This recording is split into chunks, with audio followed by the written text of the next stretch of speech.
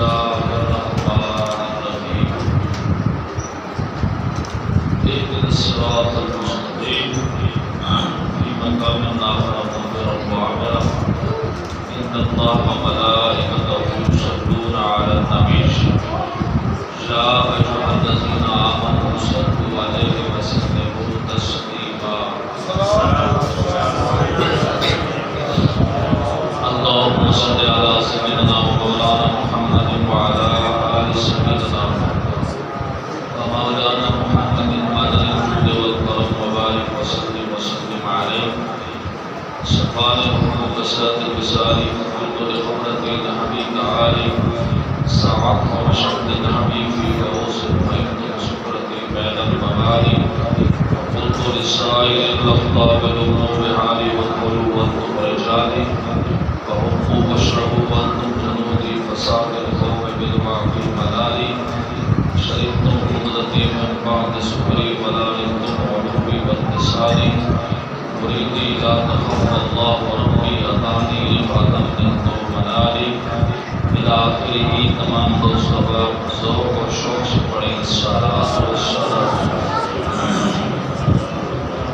الصلاة والسلام عليك يا سيدي يا حبيب الله الصلاة والسلام عليك يا سيدي يا نبي الله وعلى آلك وأصحابك يا سيدي يا نور الله خالق میعاد رب لم یزل ولا یزال کی بارگاہ میں دعا ہے کہ اللہ رب العزت ہماری اس محفل پاک کو اپنی بارگاہ کے اندر منظور و مقبول فرمائے. کروڑا درود نبی پاک صاحب الاولاد سید العالم نور مجسم شفیع معظم نبی محتشم و مکرم صلی اللہ تعالی علیہ وسلم کی ذات گرامی پر جن کے تبسم سے اللہ رب العزت نے اس خوبصورت سے کائنات کو وجود بخشا ہے. جیسا کہ آپ اس بخوبی واقف ہیں یہ محفل پاک سلسلہ ختم پاک حضرت شیخ احمد سرہندی مجدد طلب ثانی رحمہ اللہ اس سلسلہ میں منعقد پذیر ہے. اللہ رب العزت کی بارگاہ میں دعا ہے کہ آپ ہماری حاضری اللہ تعالیٰ اپنی بارگاہ میں قبول فرمائیں. مجدد طلب ثانی رحمۃ اللہ علیہ کا مختصراً تعارف آپ حضرات کے سامنے پیش کروں گا. اس دن کی ہم لوگ محفل پاک سے جا رہے ہیں. محفل پاک میں ہم لوگ آئے ہوئے ہیں وہ شخصیت کون کی مجدد صاحب رحمہ اللہ سرہند شریف میں آپ پیدا ہوئے اور وہیں رہے اس لیے آپ کو سرہندی کہتے ہیں. مجدد صاحب رحمۃ اللہ علیہ یہ والد گرامی نے آپ کی پیدائش سے پہلے ایک خواب دیکھا کہ میں دیکھتا ہوں کہ اندھیرا ہی اندھیرا ہے, ہر طرف اندھیرا ہی اندھیرا ہے, اور اچانک میری پشت سے ایک نور نکلتا ہے اور بعض روایت میں ہے کہ میرے سینے سے ایک نور نکلا ہے. یہ وہ نور ہے جس کی وجہ سے سارا اندھیرا روشنی میں بدل گیا. اور اس وقت جو مختلف قسم کے جانوروں سے ہر قسم کے جانوروں سے اس اندھیرے کے اندر ایک حملہ آور تھے. یہ نور ایک تخت کی شکل میں ظاہر ہوا, تخت پہ جلوہ گر ہوا. اس نور کی برکت سے وہ جملہ عجیب و غریب جانور جو کہ آپ نے مشاہدہ فرمایا وہ دور ہوئے. صبح اٹھتے ہی آپ نے یہ خواب اپنے شیخ کامل کو بیان کیا. کہ خواب ایک ایسی چیز ہے کہ اگر بندہ عام بندے کو بیان کر دے اپنا خواب اور وہ یہ کہہ دے کہ یہ تو بڑا برا خواب ہے تو وہ برا ہی ہوتا ہے، اور اگر اچھے بندے کو خواب بیان کرے تو وہ کہہ دے کہ اچھا ہے تو پھر اچھا ہی ہوتا ہے۔ اس لیے حدیث پاک ہے لا تحدث رؤیا الا معبر او حبیب او کما قال رسول اللہ صلی اللہ علیہ وسلم، یہ اپنا خواب کسی کو بیان نہ کرو، یا تو کسی معبر کو جو خواب کی تعبیر بیان کر سکے، یا اپنے قریبی دوست کو جو تمہارا راز رکھ سکے۔ حدیث پاک میں ہے اللہ کے نبی علیہ السلام صبح باقاعدہ پوچھا کرتے تھے کہ کل کس نے یا رات کو کس نے خواب دیکھا، اور پھر آپ اس خواب کی تعبیر بیان فرمایا کرتے تھے۔ مثلاً آپ نے خواب بیان فرمایا کہ میں نے خواب دیکھا ہے، اللہ کے نبی علیہ السلام بخاری شریف کے اندر حدیث ہے، میں نے خواب دیکھا ہے کہ کسی نے لباس پہنا ہوا ہے جو لباس اس کا اتنا چھوٹا ہے کہ گردن تک آتا ہے، کسی کا سینے تک آتا ہے، کسی کا گھٹنے تک آتا ہے، اور میں نے حضرت عمر کو دیکھا، اللہ کے نبی فرماتے ہیں جس کا لباس نیچے لٹک رہا تھا اور اس کو گھسیٹ کے چل رہے تھے۔ صحابہ نے عرض کی یا رسول اللہ اس خواب کی کیا تعبیر ہے؟ آپ فرمایا اس سے مراد ایمان ہے۔ کسی کا ایمان اتنا کم کہ سینے تک، کسی کا گلے تک، کسی کا پیٹ تک، اور عمر کے ایمان کی یہ عالم ہے کہ وہ گھسیٹ کے چل رہے ہیں۔ یا ایک جگہ پہ آپ نے بیان فرمایا کہ میں نے دودھ پیا اور اتنا دودھ پیا کہ میرے دودھ کا اثر میرے ناخنوں سے ظاہر ہوا، تری، پھر جو بچا تو میں نے عمر کو عطا کر دیا۔ صحابہ نے عرض کی اس کی کیا تعبیر ہے؟ بخاری شریف میں ہے یہ بھی حدیث پاک۔ آپ نے فرمایا اس سے مراد علم ہے، کہ دودھ خواب میں پینا علم کی نشانی اور علامت ہوتا ہے۔ فرمایا میرے پاس یہ علم تھا اور میں نے کس کو عطا کیا؟ حضرت عمر کو عطا کیا۔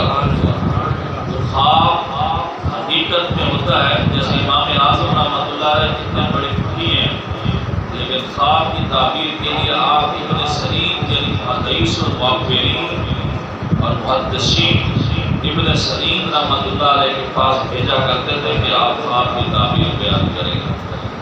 مجدد صاحب رحمۃ اللہ علیہ کے والد گرامی کا نام ہے عبدالعاد۔ آپ نے اپنے مرشد کامل سے پوچھا کہ اس خواب کی کیا تعبیر ہے؟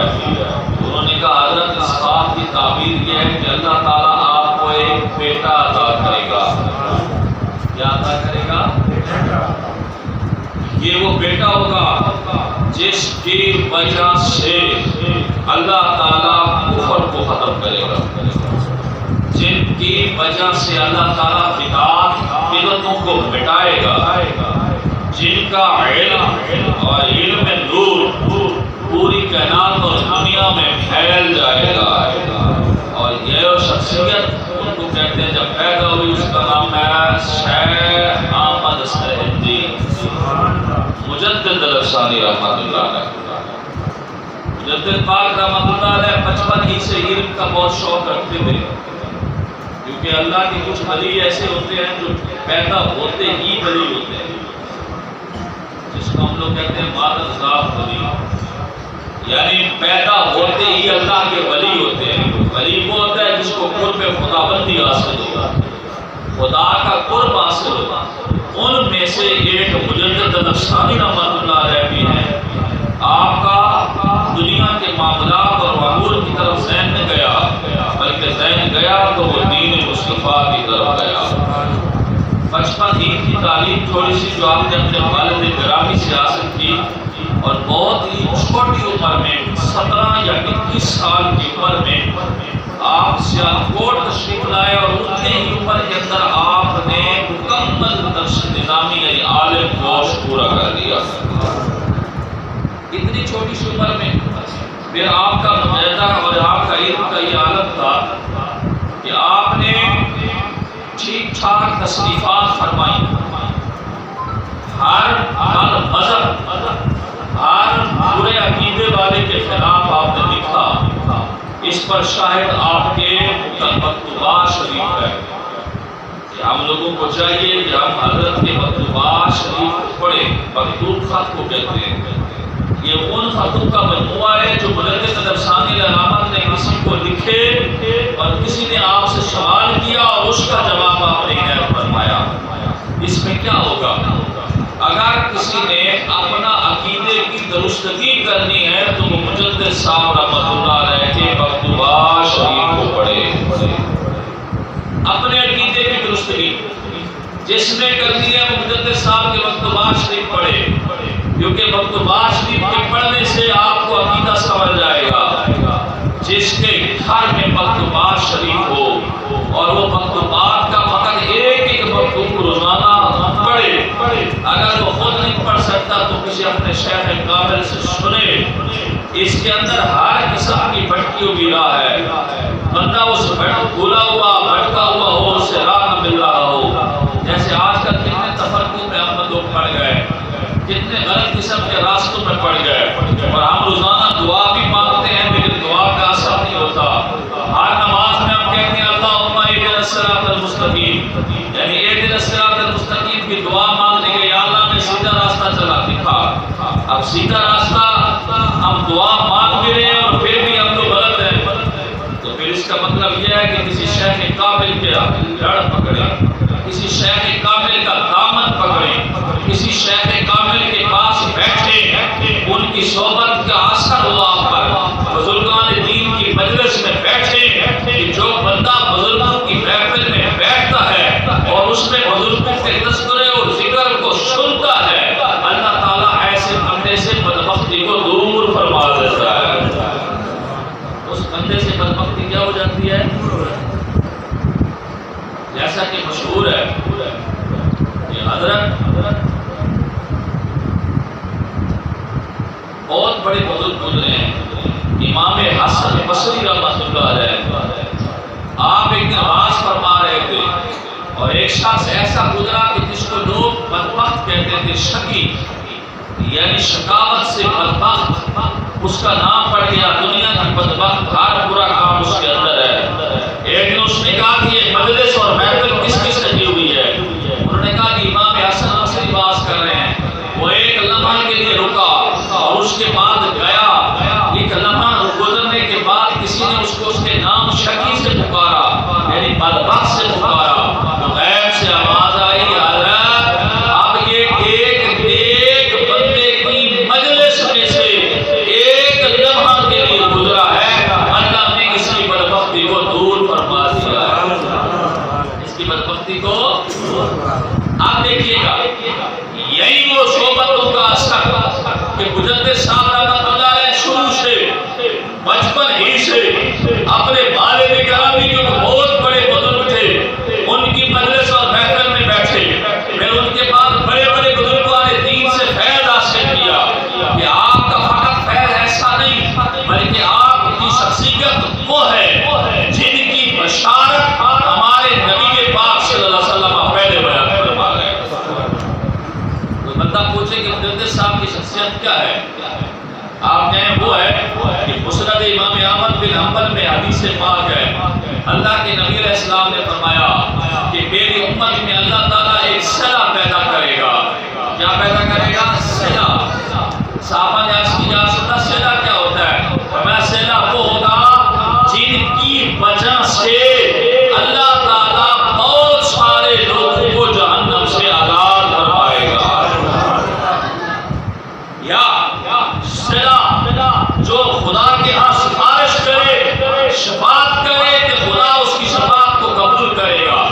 اب یہ بات تھی، اس کے بعد مجدد صاحب رحمۃ اللہ علیہ مکتوبات شریف میں ایک فرمانے لگے، اللہم اجعلنی صلہ، یا سبحانہ کہ پاک ہے وہ ذات، اے اللہ تیرا کتنا شکر ہے کہ تو نے مجھے صلہ بنا کر بھیجا ہے۔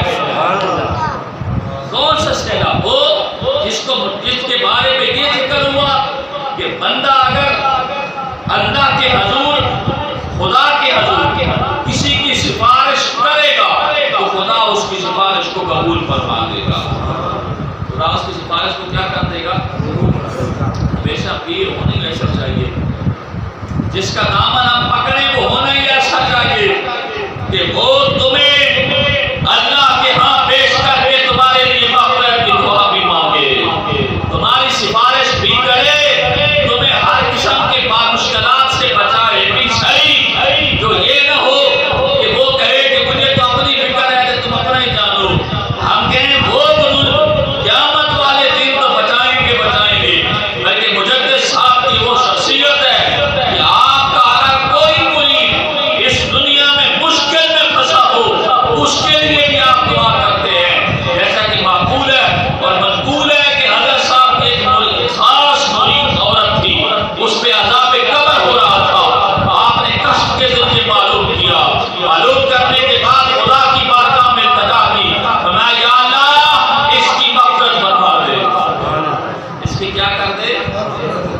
قبر سے گزرا کریں، قبر کے پاس جایا کریں، اور قبر سے بندہ قبر والے کو معلوم ہوتا ہے کہ میرے پاس کون آیا۔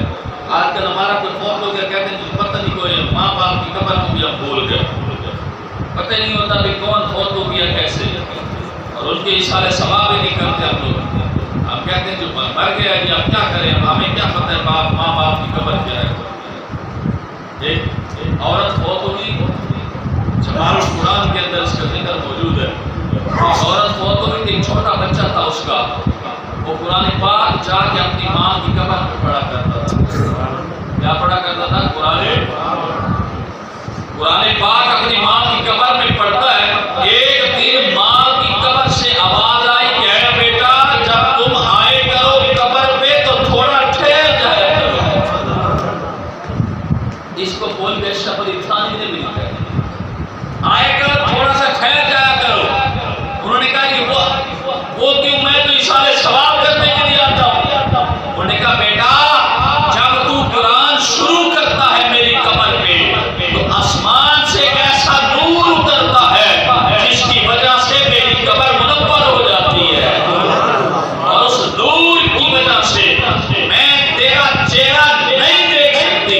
اے بیٹا جب بھی تو قبر پہ آیا کر، تھوڑا ٹھہر جایا کر، میں جا کے تیرا چہرہ دیکھ سکوں، اس کے بعد تو قرآن پاک کی تلاوت شروع کر دیا کر۔ قرآن پاک اشارے ثواب پر جتنا محققانہ اور مدلل جواب مجدد الرشانی رحمۃ اللہ علیہ نے دیا ہے، آپ فرمائیں اشارے ثواب اگر کوئی کسی کو کرے، یہ عقیدہ سمجھایا اہل سنت کا، اگر کوئی فوش القرآن کے لیے اشارے ثواب کرتا ہے اس کو اس کا اشارے ثواب پہنچتا ہے۔ کسی نے کہا حضرت آپ کو کیسے پتا؟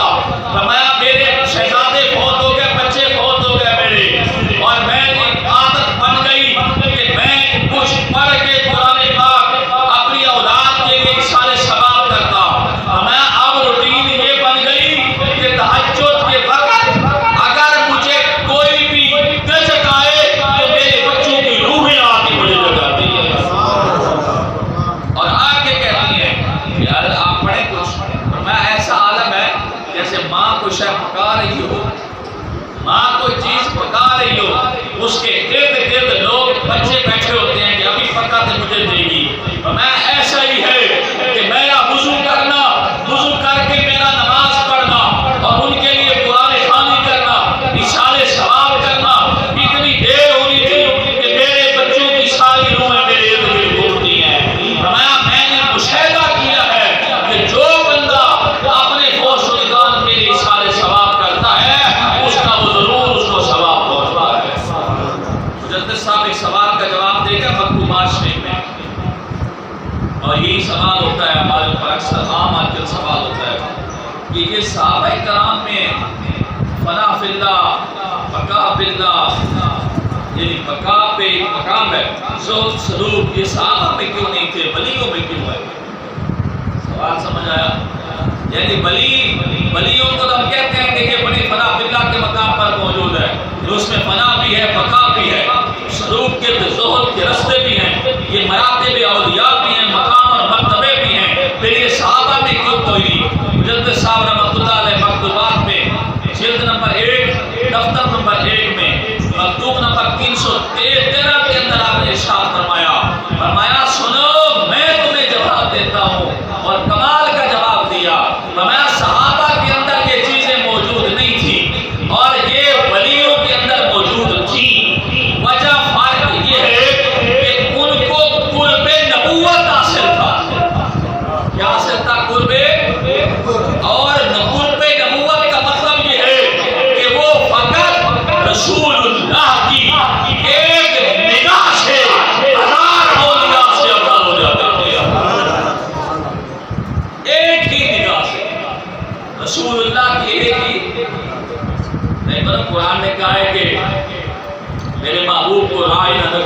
بلکہ کیا کہو قولوا انظرنا، کیا کہو صحابہ کرام کہتے ہیں، دیکھو تمام تفسیر میں پہلے پارے کے اندر پڑھو کہ صحابہ کہتے تھے یا رسول اللہ ہمارے اوپر نظر کرم فرمائیے گا، ہمارے اوپر نظر، اور رسول کی نظر کا یہ کمال ہے، مجدد صاحب فرماتے ہیں آج ہمیں سارے کہتے ہیں کہ یہاں تو غوث بھی ہے، قطب بھی ہے، ابدال بھی ہے، تم اپنے ولیوں کے نام لیتے ہو، صحابہ میں تو یہ کوئی نہیں تھا، قطب تھے، ابدال تھے، غوث، ہم کہتے ہیں یہ غوث قطب ابدال کا درجہ صحابہ کے نیچے ہے، صحابہ کا مقام اس سے اوپر ہے، ہزار غوث بھی ہوں بلکہ کروڑواں غوث بھی ہوں، ایک صحابی رسول کے مقام کو نہیں پہنچ سکتے، ایک صحابی رسول کے مقام کو، یہی وجہ ہے میں اس لیے کہ غوث ولی کی نگاہ سے ولایت کی قرب سے اس کو غوثیت کا مقام حاصل ہوتا ہے، لیکن صحابی کو نبوت کا قرب حاصل ہوتا ہے،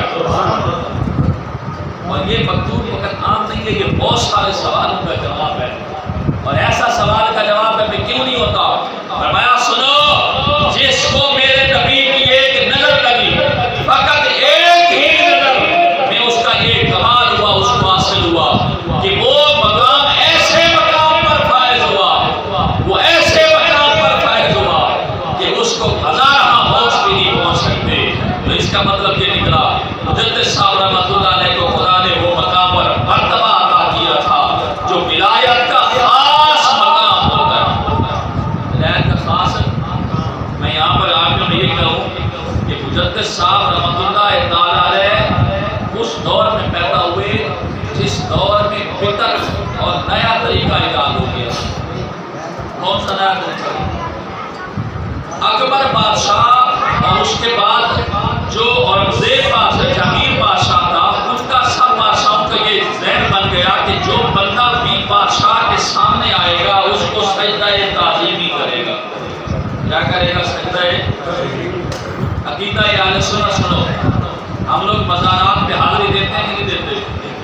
دیتے ہیں نا جی، مزارات پہ حاضری دینا سنیں مستحب عمل ہے، کوئی بات نہیں، مباح عمل ہے، تو بندہ مزار کو ہاتھ لگا کے چوم لیتا ہے، مزار کو سجدہ کرنا حرام ہے، قبر کو سجدہ کرنا کیا ہے؟ اہل سنت کا عقیدہ ہے، اگر عبادت سمجھ کے کرے گا تو کافر ہوگا،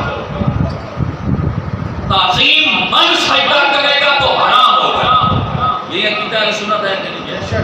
قبر کو سجدہ نہیں کیا جاتا، اسی لیے اگر کوئی بندہ قبر کو سجدہ کیا جائے اس کو سمجھاؤ سادہ بندہ سجدہ اللہ کی ذات ہے، سجدہ کس کو ہے؟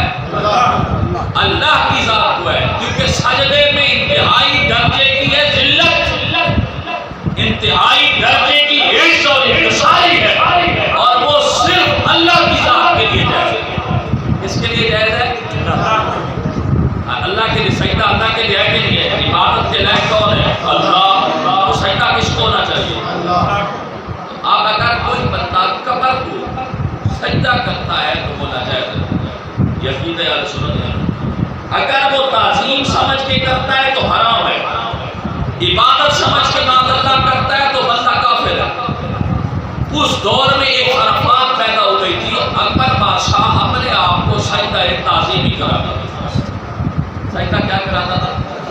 آج بھی کچھ ان پڑھ بھی جاہل ملاؤں کے پاس بیٹھنے والے اور وہ جو چاہے صوفی لوگ ہیں وہ بھی سجدہ تعظیم ہی کراتے ہیں، یاد رکھو ایسے لوگوں سے اہل سنت کا کوئی سروکار نہیں، کیونکہ سجدہ کس کو کرنا ہے؟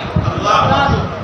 وہ کہتے ہیں جی مثال میں پیش کرتے ہیں کہ حضرت یوسف علیہ السلام کو اس کے بھائیوں نے سجدہ کیا تھا، یوسف علیہ السلام کو اس کے ماں باپ نے سجدہ کیا تھا، تو دیکھو یہ سجدہ ہو نہ گیا، ہم نے کہا پہلے سمجھ لو وہ شریعت یوسفی تھی، یہ شریعت محمدی ہے، شریعت یوسفی اور شریعت محمدی، اگر اسی بات پہ آتے ہو تو اگر بہت سارے فرق ہے کہ پہلے انبیاء کی شریعتوں کا حکم اور ہوتا ہے اور میرے نبی علیہ السلام کی شریعت کا حکم اور ہے، اب عیسائیوں کے یہاں خنزیر کھایا جاتا ہے پھر ہمارے یہاں جائز ہے، عیسائیوں کے یہاں شراب پی جاتی ہے کیا ہمارے یہاں جائز ہے؟ حضرت عیسیٰ کا مذہب، پھر حضرت موسیٰ کا مذہب، ان کی شریعت سب کی شریعت علیحدہ علیحدہ، لیکن جو شریعت محمدیہ کے احکام ہے سن لو. میرے نبی پاک صلی اللہ علیہ وسلم نے فرمایا سجدہ حرام ہے، سجدہ حرام ہے. اگر سجدہ غیر اللہ کو جائز ہوتا، میرے نبی صلی اللہ علیہ وسلم اگر غیر اللہ کو سجدہ جائز ہوتا تو میں بیوی کو حکم دیتا کہ وہ اپنے خاوند کو سجدہ کرے، لیکن کیونکہ میری شریعت میں سجدہ جائز ہے، میرے نبی پاک صلی اللہ علیہ وسلم کو کسی نے سجدہ نہ کیا. صحابہ نے یہ بھی کہا تھا یا رسول اللہ ہم آپ کو سجدہ نہ کر لیں، ہم نے عجم کے اندر دیکھا ہے. میں ہرگز نہیں، یہ حدیث اس وقت نہیں آئی ہے، میں سجدہ صرف اللہ، سجدہ صرف اللہ. یہ قیامت تک اہل سنت کا یہ عقیدہ ہے. سجدہ کس کو ہے؟ صرف اللہ کو ہے. مجدد صاحب رحمۃ اللہ تعالی علیہ کے دور میں بھی جو بادشاہ وقت تھا وہ اپنے آپ کو سجدہ کراتا تھا. آج ایک خرافات ہے، یہ آپ کے کچھ ایسے ہیڈ مرالا کے قریب میں ایسا پیر کیا ہوئی ہے، وہ لوگ کہتے ہیں وہ اپنے آپ کو سجدہ کراتا ہے. تو آپ لوگ اس کو کوئی ملے تو کہا میں ہرگز نہیں، سجدہ حرام ہے، سجدہ اس کا کوئی شریعت سے تعلق نہیں. پیر ہونا ہی وہ چاہیے جو شریعت پہ عمل کرے. کس پہ عمل کرے؟ اور شریعت محمدیہ کہتی ہے کہ کسی کو سجدہ نہیں کرنا. کس کو کرنا ہے؟ صرف. وہ بادشاہ وقت کیا کرتا تھا؟ کہتا تھا کہ جو بھی میری بارگاہ میں آئے گا وہ مجھے سجدہ تعظیم ہی کرے گا. کیا کرے گا؟ سجدہ. لیکن مجدد صاحب نے فرمایا ہرگز نہیں، جو سر خدا کی بارگاہ میں جھکا ہے وہ غیر اللہ کے آگے نہیں جھکے گا. جو سر خدا کی بارگاہ میں، کیا تو یہ سمجھا گیا کہ جو سر خدا کے آگے جھکا ہے وہ غیر اللہ کے آگے نہیں جھکے گا. بڑی کوشش کی جاگیر نے، اسی طریقے سے ان کے چیئرمینوں نے بھی کوشش کی کہ مجدد صاحب کا ساتھ جھک جائے. میں نے ایک روایت یہ بھی پڑھی ہے کہ 2-3 بندوں نے پکڑ کے آپ کے سر کو جھکانے کی کوشش کی، لیکن مرد مجاہد سیدھے اکڑ کے کھڑے ہو گئے. اس نے کہا یہ سر کٹ سکتا ہے لیکن غیر اللہ کے آگے نہیں. وجہ یہ تھی کہ اگر مجدد علیہ ثانی رحمت اللہ علیہ اس وقت بادشاہ کو سجدہ کر لیتے تو اب ہر ایرا غیرہ بادشاہ جو بھی آتا ظالم و ظلمن کے طور پر وہ اپنے آپ کو سجدہ کرواتا. اب نے کہا ہرگز نہیں، شریعت یہ کہتی ہے کہ سجدہ صرف خدا کی ذات، سجدہ صرف خدا. مجدد صاحب رحمۃ اللہ علیہ کو کئی سال تک جیل میں رکھا گیا. کئی سال تک رکھا گیا جیل.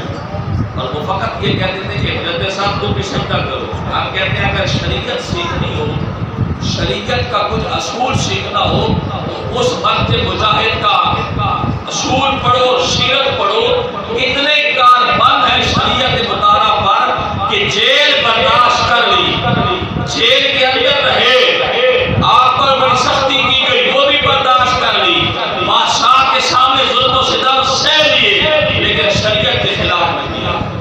شریعت کے خلاف. آپ آج دیکھو نا، آج کل ہم لوگ کئی دور ہوتا ہے، ہم لوگ کہتے ہیں چلو جی کوئی مسئلہ کو نہیں، اللہ معاف کرنے والا ہے، اس کو بھی چھوڑ دو اللہ معاف کرنے والا ہے. نماز چھوڑ دو معاذ اللہ معاف کرنے والا ہے. نفل چھوڑ دو اللہ معاف کرنے والا ہے. مستحب چھوڑ دو اللہ معاف کرنے والا ہے. آج بچیوں کا حق کھا گیا، کہتے ہیں کوئی نہیں اللہ معاف کرنے والا ہے. بہن بھائیوں کا حق کھا گیا، کہتے ہیں چھوڑو اللہ معاف کرنے والا ہے. اور پھر ناراضگی کا سبب بھی ہے، جنات نے حصہ نہیں دیتے، کہتے ہیں اللہ معاف کرنے والا ہے. حضرات اگر ساری چیزیں تم چھوڑ دو تو پھر اللہ نے احکام نازل کیوں کیے؟ اللہ نے احکام اسی لیے تو نازل کیے کہ اس پہ عمل کیا جائے. کہ شریعت میں تم کہتے ہو اللہ معاف کرنے والا، اللہ ہرگز ایسے معاف نہیں کرے گا، کیونکہ اس کا قانون ہو چکا ہے، اس کا حکم ہو چکا ہے. کسی کا حق نہیں کھانا، جھوٹ نہیں بولنا، دھوکہ نہیں دینا، غداری نہیں کرنی، شریعت مطالعہ کے احکام پہ عمل کرنا ہے. گواہ تو اگر نہ بھی ہو سکے کوشش ضرور کرنی ہے. اور یہ ہمیں بزرگان دین کا سبق ہے. یہ ہمیں بزرگان سختیاں برداشت کر لو، تکلیفیں برداشت کر لو، لیکن شریعت کی کوئی بات نہ چھوڑو. مجدد صاحب رحمۃ اللہ علیہ کے اس فیضان کا اثر ہوا، آپ کی تعلیمات کا اثر ہوا کہ میرے نبی بھی خوش ہو گئے، اور یہ کہ شریعت کی مطالعہ پہ عمل کر گئے. آج آپ بھی یہاں سے محفل سے اٹھیں اور اگر کوئی بندہ پوچھ لے مسجد کے اندر جو محفل قاری صاحب نے محفل پاک سجائی تھی کہ وہ کس کی تھی؟ کہنا مجدد الافسانی کی تھی. کوئی کہے مجدد الافسانی کون تھے؟ تو ان کا وہ